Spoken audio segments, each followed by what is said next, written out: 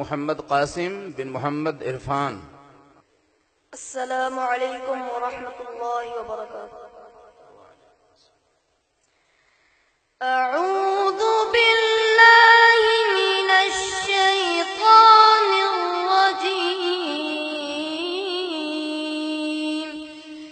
بسم الله الرحمن الرحيم.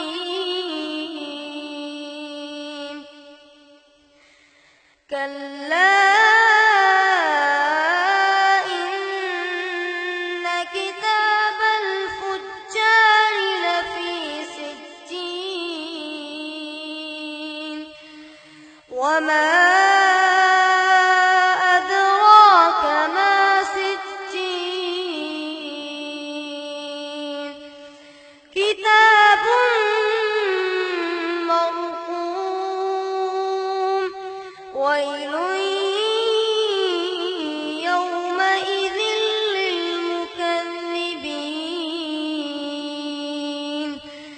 الذين يكذبون بيوم الدين وما يكذب به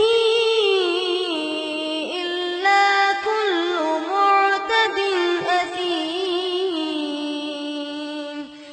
إذا تتلى عليه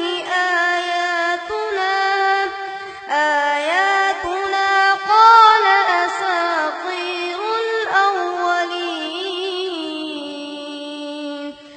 كلا بل ران على قلوبهم ما كانوا يكسبون. كلا إنهم عن